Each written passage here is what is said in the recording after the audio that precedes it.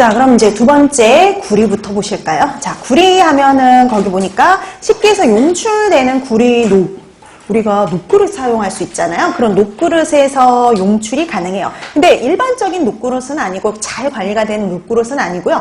녹그릇을 잘못 관리하다 보면 녹청이 발생을 하는데 바로 녹청이 문제가 됩니다. 그 다음에 우리가 또 녹색채소 이제 가공품에 발색제로 사용하는 뭐 이제 그런 것들이 문제가 될 수도 있고요. 근데 주로는 이제 뭐 가장 문제가 되는 건 녹그릇의 녹청이다라고 생각하시면 돼요.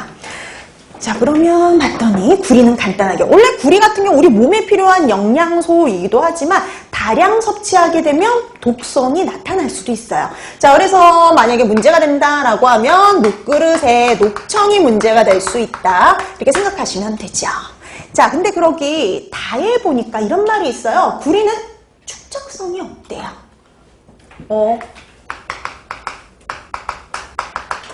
보니까 축적성이 없대요. 우리 보통 중금속들, 유해 중금속의 특징이 뭐였냐면 축적성이 강해서 우리 체내에 축적되어서 주로 만성 중독을 일으키는 게 특징인데, 보니까 구리는 축적성이 없대요. 그러니까 만성이 아니라 뭐가 문제가 되냐면 급성. 한 번에 다량을 섭취해서 문제가 되는 급성 중독이 문제가 될 수 있어요.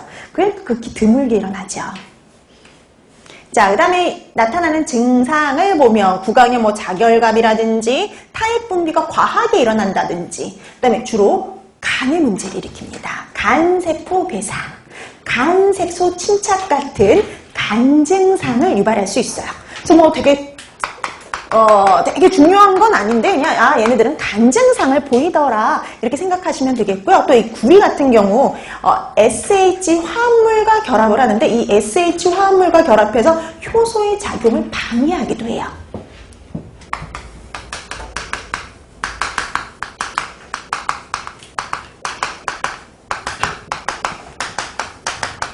효소의 작용을 저해하기도 해요.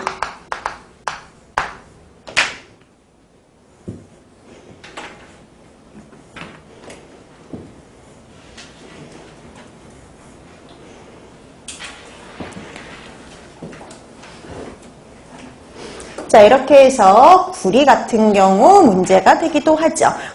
그다음에 구리 같은 경우는 또 우리 몸에 필요한 영양소이기도 하고요. 그다음에 또 많은 양이 들어오면 일부는 뭐 담즙과 함께 대변으로 배설이 되기도 해요. 그래서 이거는 만성, 그러니까 축적성이 거의 없어요. 그래서 보통 거의 다 배설이 되기 때문에 만성이 아니라 보통은 급성 중독이 일어날 수 있다. 그래서 한 번에 많이 먹어야지 발생을 하는 거죠. 그래서 좀 드물어요. 자, 그 다음에 세 번째 카드뮴 나오죠. 카드뮴. 자, 카드뮴과 관련된 내용을 보시면 카드뮴의 유래 어디에서 용출되어서 문제가 되느냐 보셔야 되는데요.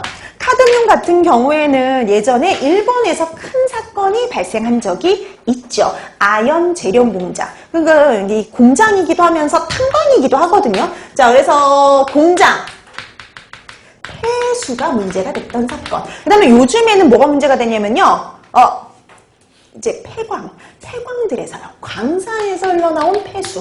이런 것들이 문제가 돼요. 그래서 그래서 예전에는 공장 폐수로 인해서 발생한 사건이 있습니다. 아연 재련 공장에서.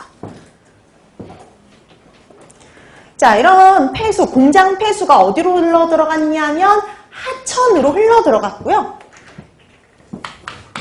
이거를 벼농사하는데 이용을 했어요. 농사를 짓는데. 그 다음에 이 농사를 지었으니까 이 인근 주민들이 이걸 먹었겠죠. 이걸 먹은 인근 주민들에게서 이상 증상을 보이기 시작했어요. 그래서 보니까 처음에는 이렇게 어깨, 허리 같은 데 통증이 그러니까 어깨나 허리 이런 데 통증이 오기 시작했고요. 그 다음에 나중에 통증이 너무 심해가지고 잠도 잘 수 없는 지경에까지 이르렀어요.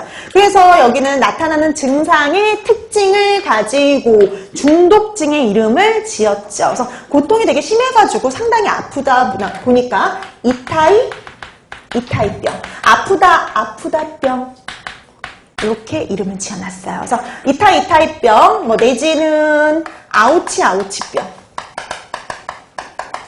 뭐 우리는 뭐 일반적으로 이타인데 뭐 아우치라고도 해요. 그래서 아우치 내지는 이타이병. 자, 그래서 이타이병. 그래서 우리말로 하면 아프다병이 되는 거죠. 그만큼 통증이 좀 심한 병이라고 보시면 돼요. 자, 이렇게 해서 예전에 공장 폐수로 인한 사건이 발생한 적 있죠. 그래서 공장 폐수로 인한 만성 중독 사건. 그럼 이게 이타이타이병 카드뮴 중독 사건이다. 이렇게 보시면 되는 거죠.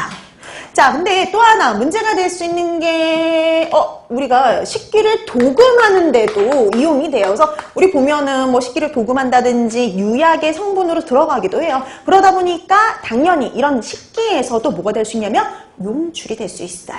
자, 특히 어떤 하에서 용출이 잘 되느냐? 산성하에서 용출이 특히 잘 이루어져요. 그러니까 우리가 뭐 유약을 바른 식기, 그 다음에 금속재 식기 이런 데는 절대 산성식품을 오래 담아놔서는 안 돼요. 자, 그래서 여러분 이 유해 중금속, 금속과 관련된 건 다 산성하에서 용출이 잘 일어난다라고 보시면 됩니다. 그러니까 모든 금속들은 다 산성하에서 용출이 다 잘 일어나요. 자, 근데 뭐니 해도 가장 대표적인 건 이타이타이병이죠. 그래서 공장 폐수로 인한 만성 중독 사건, 이거 기억해 두시면 됩니다. 그러니까 그거와 관련해서도 되게 시험 문제 많이 났어요. 아연 재련 공장에서 이런 사건이 일어났는데 이거는 뭐에 관련된 사건이냐? 이런 식으로 시험 문제도 출제가 됐었죠.